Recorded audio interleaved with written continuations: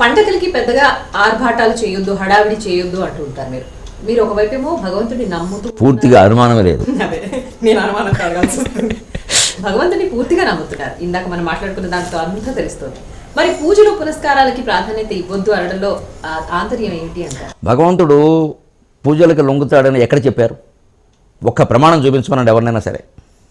నన్ను పూజిస్తే లొంగుతాను, నాకు అభిషేకం చేస్తే లొంగుతాను, నాకు లక్షపత్ర పూజ చేస్తే లొంగుతాను అన్న ప్రమాణం చూపించమనండి. కర్మకాండ పెంచి బాగా వ్యాపార దృష్టి పెంచడానికి జరుగుతున్నది. అది మీరేమో అనుకోకపోతే పచ్చి వాస్తవం. మన సంప్రదాయమే కాదు అది. పూర్వం ఎవరు మా చిన్నతనంలో కూడా మేము చూసాం, ఇంతంత ప్రాధాన్యాలు ఇవ్వలేదు. లక్షపత్రి పూజ ఏడాదికి ఒకసారి చేసేవారు మా ఊళ్ళో. అది కూడా కార్తీక మాసంలో ఏదో ఏకాదశి ఏదో చూసేవారు. ఇప్పుడు వారం వారం లక్షపత్రి పూజలు చేసే ఊళ్ళు కూడా ఉన్నాయి. ఎందుకంటే జనం రావాలి, ఏదో చేయాలి.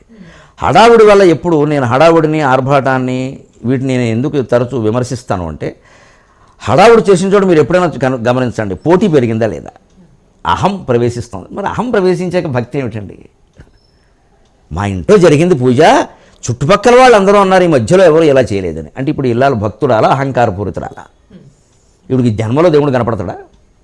వెంటనే ఈ పక్క ఇల్లాలు ఎవరికో పౌరుషం వస్తుంది, అప్పుడు తోడుకోవడానికి వేరాలంటారు కదా, మా ఇంట్లో చేయాల్సిందే. వెంటనే గరిపేట వారిని పిలవండి, లేకపోతే చాకంటి వారిని పిలవండి, ఇంకేం మేము వస్తే ఏమిటము అంటే పోటీ. అది కూడా అక్కడ కూడా పోటీ. ఇదే కదా హడావిడి, ఎందుకు అవసరం? అసలు భక్తి పూర్తిగా వివిక్త జనసేవిత్వం అరతిర్ జన సంసది. ఇంకో మాట, భక్తికి సరైన నిర్వచనం భగవంతుడు చెప్పండి, నేను చెప్పకల. కృష్ణ భగవద్గీతలో 12వ అధ్యాయం భక్తి యోగంలో 20 శ్లోకాలు ఉన్నాయి. 20 శ్లోకాల్లో ఎక్కడ పూజ గురించి, ఊరేగింపు గురించి, అభిషేకం గురించి, నైవేద్యం గురించి ఒక్క మాట కృష్ణుడు చెప్పలేదు. కృష్ణుడు కంటే మనం గొప్పవాళ్ళమా?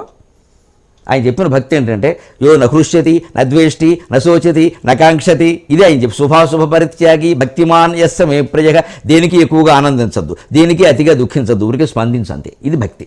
భక్తి అంటే కృష్ణుడు చెప్పాడమ్మా, మనం చెప్పక్కర్లేదు నిర్వచనం. యో నశోచతి నకాంక్షతి, దేన్ని కోరుకోవద్దు, ఉన్నదాంతో సరిపెట్టుకో. అంతేకాదు శుభాశుభ పరిత్యాగి, శుభాన్ని అశుభాన్ని సమానంగా భావించడం భక్తి. అంటే పూజ చేశాక మా అమ్మాయికి పెళ్లి కుదిరింది, దీనికి దానికి సంబంధం లేదని మనం ఎప్పుడు వ్యతిరేకిస్తాను. దానికి సంబంధం లేదు. మీ పెళ్లి వేరే కారణం వల్ల కుదిరి, మీ పూజ వల్ల కుదరలేదు. పెళ్లి శుభమని మీరు అనుకుంటున్నారు, దేవుడు అనుకోడు. దేవుడికి పెళ్లి ఒకటే, మృత్యు ఒకటే. మనం ఆ స్థాయికి ఎదగాలి. శుభాశుభ పరిత్యాగే నేను స్పష్టంగా చెబుతుంటే, మేము పూజ చేశాక మాకు శుభం జరిగింది అంటే ఇంకోటి కూడా పూజలు శుభం కోసమే చేస్తారు. ఒకవేళ అశుభం జరిగింది అనుకోండి, మతం మారిపోతాడు. ఆ ప్రమాదం కూడా ఉంది. అంటే కోరికలు పెట్టుకుని ఫలితాలు పెట్టుకుని చేస్తే ఆ భక్తి దేనికి దారి తీస్తుంది? దేవుడితో కూడా లావాదేవీలు చేస్తున్నాం మనం, నిష్కల్మషంగా చేయడం లేదు. దేవుడికి నిజమైన జ్ఞానం మనం పొందేది ఏదైనా రాని ఎదుర్కొంటాం అంతే. ఇది కోరం. అసలు శుభం జరగాలి అని కోరం, అశుభం జరగద్దని కోరం. ఏది వస్తే రాని ఎదుర్కొంటాం, అది భక్తి. అంచేత నేను హడావుడిని వ్యతిరేకిస్తాను. ఎప్పుడు ఆ భగవద్గీతలో చెప్పినట్టుగా వివిక్త దేశ సేవిత్వం, ఏకాంతంలో ఉండు. అరతి జన సంసది. ఇంత స్పష్టంగా ఇంకెవరైనా జన సాంగత్యం కోరుకోకు అంటే, మేము 1000 మందికి వెళ్ళి పారాయణ చేసాం, 100 మందికి వెళ్ళి పారాయణ చేసాం. ఎందుకు 100 మంది 1000 మంది అని మైకులో సౌండ్కా, లేదా ఊళ్ళో అందరికీ ఇబ్బంది పెట్టడానికా? వీళ్ళు చేశారని ఇంకొకళ్ళు చేయడం, వాళ్ళు చేసి మొత్తం మీద సౌండ్ పొల్యూషన్ ఎక్కువైపోయింది దేశంలో. అసలు పిల్లలు చదువుకోవడానికి లేదు ఎక్కడ.